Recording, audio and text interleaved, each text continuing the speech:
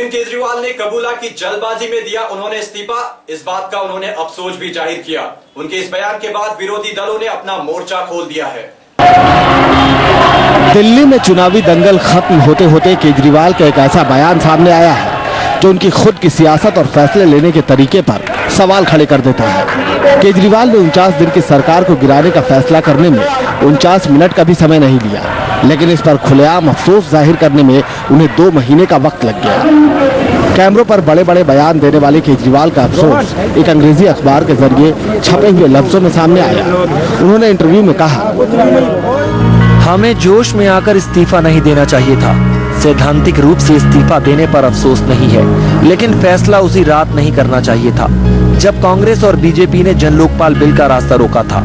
इसके लिए जनसभाएं करने के लिए कुछ और वक्त लेना चाहिए था। अमृतसर में हाल ही में एक जनसभा में उन्होंने ये भी कहा कि सरकार चलती भी तो कैसे, कांग्रेस और बीजेपी ने मिलकर सारा कामकाज ठप कर रखा था। इन्होंने बिल्कुल हमारी सरकार ठप कर दी थी। स्वराज बिल पास नहीं होने दिया, लोकसभा लोकपाल बिल पास नहीं होने दिया, सब्सिडी का बिल पास। जब कुछ कर ही नहीं पाएंगे तो कुर्सी से चिपक के क्या करेंगे। 12 के हमने जनता को कहा भी अब 28 सीट से काम नहीं चलेगा, 50 सीट दो, हम जम के काम करके दिखाएंगे। केजरीवाल का माफीनामा ऐसे वक्त में आया है कि बवाल मचना तय था, सो बवाल मच भी गया। केजरीवाल के इस कबूलनामे के खिलाफ विरोधियों ने मोर्चा खोल दिया। झूठ का क्या सिद्धांत होता है सर? माफ करना सिद्धांत होता है जब आप ये कहें कि ये मुश्किल काम है, हमने मुश्किल काम चुना है और हम इस तरह इसे पूरा करेंगे और उस दिशा में आप काम करते। माफ करना, आपने कोई काम नहीं करा। आपने जो वायदे दिल्ली की जनता से किए, आपने उनकी पीठ में छुरा मार दिया। अगर वो गलती की है तो वो गलती जो है वो क्षमा करने योग्य नहीं है, क्योंकि आपने दिल्ली के लोगों को बेसहारा बना करके छोड़ दिया, बिना सरकार का बना के छोड़ दिया। विरोधियों का कहना है कि केजरीवाल का ये माफीनामा आम चुनाव में लोगों की सहानुभूति पाने का एक पैंतरा भर है, लेकिन ऐसे पैंतरे सियासी अखाड़े में कई बार उल्टे भी पड़ जाते हैं। बसपा सुप्रीमो मायावती ने यूपी के शाहजहांपुर में एक सभा को संबोधित किया। वहीं मुसलमानों से एकजुट होकर बसपा को वोट देने की अपील की। भारतीय जनता पार्टी ने इस बार अपनी पार्टी की ओर से ऐसे व्यक्ति को अपना पीएम पद का उम्मीदवार घोषित किया है जिसने सन 2002 में अपनी खुद की सरकार के रहते हुए यहाँ अपने गुजरात प्रदेश को ही गोधरा कांड दंगों की चपेट में लाकर खड़ा कर दिया था।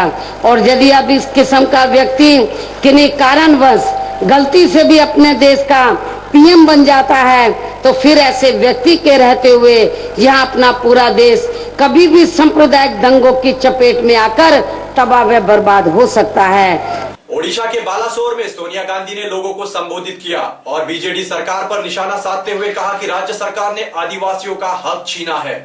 अगर आप याद कीजिए तो जब यहाँ कांग्रेस की सरकारें थी तब यहाँ समावेशी विकास की बुनियाद रखी गई थी। ओडिशा विश्वविद्यालय, राउरकेला इस्पात कारखाना, हीराकुंड बांध, पारादीप पोर्ट, नैको जैसे उद्योगों की स्थापना कुछ ऐतिहासिक उदाहरण है। बालासोर के चांदीपुर ही भारत का महत्वपूर्ण अग्नि बैलिस्टिक मिसाइल का केंद्र है, जिस पर हम सबको गर्व है। हमारी यूपीए सरकार ने इस जिले में medical college, IT park, CIPET की स्थापना की है। अब एम्स की स्थापना भी की जा रही है। आपके इस क्षेत्र में धान का उत्पादन बहुत होता है, इसीलिए धान का कटोरा के रूप में भी देश में, सारा देश में मशहूर है।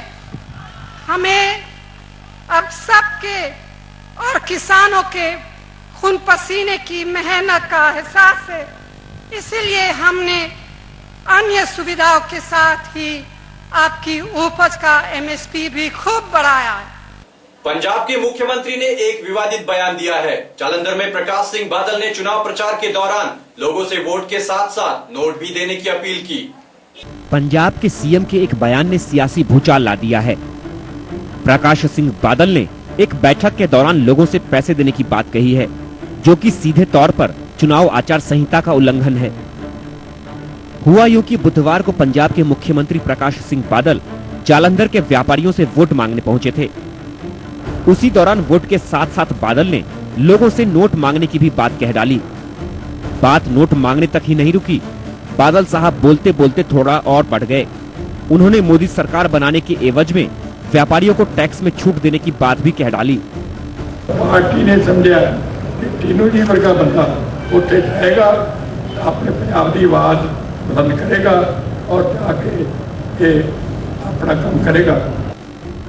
बादल साहब बोल रहे थे, लेकिन उन्हें एहसास भी था कि वो कुछ गलत बोल रहे हैं, सो पर्दादारी निभाने की बात भी कही। व्यापारियों से साफ साफ कह दिया कि उन्हें मदद सामने से नहीं, पर्दे के पीछे से की जाए। आइए आपको फिर से सुनाते हैं कि बादल ने ये बात किस अंदाज में कही। इसलिए इन्होंने ड्यूटी दी है, और थोड़ा जा तन मन ते तीजी गल होर भी होंदी है, वो तुसीं समझ लो ਉਹਦੇ ਚ मदद करो।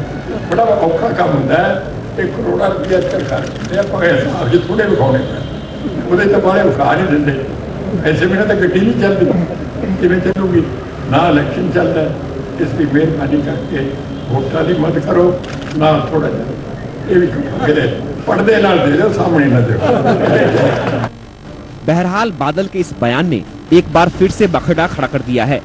अब देखना ये होगा कि चुनावी माहौल में मुख्यमंत्री का इस तरह से वोट के साथ नोट मांगने पर चुनाव आयोग क्या कार्रवाई करता है। कांग्रेस के उपाध्यक्ष राहुल गांधी ने निशाना साधते हुए कहा है कि मोदी खुद को इस तरह से पेश करते हैं जैसे कि वे ही सब कुछ जानते हो। राहुल गांधी जम्मू के डोडा में रैली को संबोधित कर रहे थे। हिंदुस्तान के बारे में, जम्मू कश्मीर के बारे में, दुनिया के बारे में, संसार के बारे में सिर्फ एक व्यक्ति को जानकारी है। इनकी सोच है कि सिर्फ नरेंद्र मोदी सब कुछ जानता है, सब कुछ समझता है और बाकी किसी को कोई समझ नहीं। इसलिए वो आपसे पूछते नहीं है, आप तक आते नहीं है और अकेले उनके पोस्टर लिखते हैं। बिहार में गुरुवार को हुए भारी मतदान से उत्साहित आरजेडी अध्यक्ष लालू प्रसाद यादव ने दावा किया है कि चुनाव में आरजेडी और कांग्रेस गठबंधन भारी जीत की ओर है और सांप्रदायिक ताकतों को करारी हार का सामना करना पड़ेगा। नरेंद्र मोदी का हवा निकल गया पूरे बिहार में। कल 6 जगह जो फर्स्ट फेज का चुनाव हुआ, कहीं भी आता पता नहीं है नरेंद्र मोदी के पार्टी का और नीतीश कुमार का। बिहार भर में जितना जगह भी 400 सीट पर गठबंधन के पक्ष में भारी लहर और हवा है सांप्रदायिकता के खिलाफ। कम्युनल एंड फासिस्ट फोर्सेस को प्रिवेंट करने के लिए देश को जलने नहीं देंगे। बिहार की जनता ने इस तरह कर लिया है। आज पंजाब के बटाला में केजरीवाल ने किया रोड शो, वहीं यूपी के रामपुर में राहुल गांधी ने भी किया रोड शो। आप नेता केजरीवाल ने पंजाब के बटाला में चुनाव प्रचार किया। दोनों नेताओं ने अपनी अपनी पार्टी के उम्मीदवारों के लिए लोगों से वोट करने की अपील भी की। आप देख सकते हैं यूपी के रामपुर में राहुल का रोड शो था और लोगों से उन्होंने वोट करने की अपील की। वहीं पंजाब पहुंचे हुए हैं, पंजाब दौरे पर हैं केजरीवाल।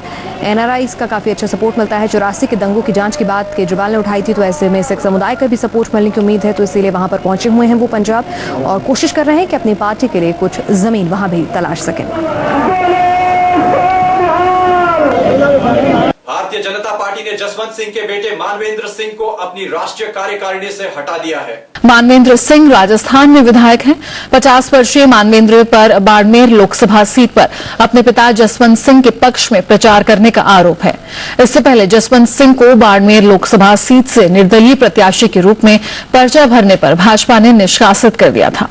इस बुलेटिन में फिलहाल इतना ही, लेकिन देश और दुनिया की तमाम खबरों के लिए आप बने रहिए 24 प्राइम न्यूज के साथ।